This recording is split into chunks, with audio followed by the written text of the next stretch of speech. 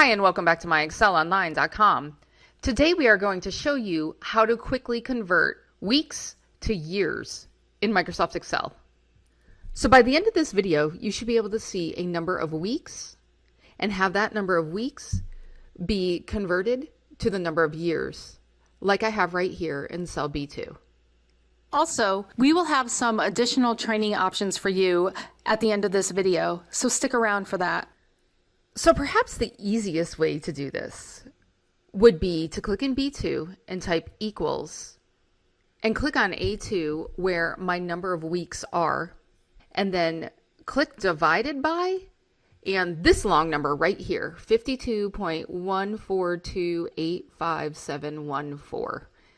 This number accounts for leap years, but just keep in mind that it's an approximation, so it's possible that you might be a little bit off when using it. If you are liking this video, please give us a thumbs up and subscribe to our channel, and hit the bell button to get notified when we release our weekly videos. After I put that in, I can hit enter, and I can see that my 156 weeks is almost 3 years.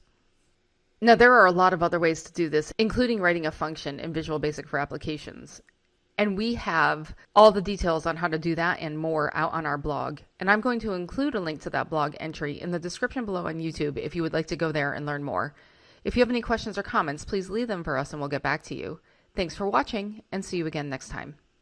If you want to learn more about Microsoft Excel and Office, join our Academy online course and access more than 1,000 video training tutorials so that you can advance your level and get the promotions, pay raises, or new jobs. The link to join our Academy online course is in the description. If you like this video, subscribe to our YouTube channel. And if you're really serious about advancing your Microsoft Excel skills so you can stand out from the crowd and get the jobs, promotions and pay rises that you deserve, then click up here and join our Academy online course today.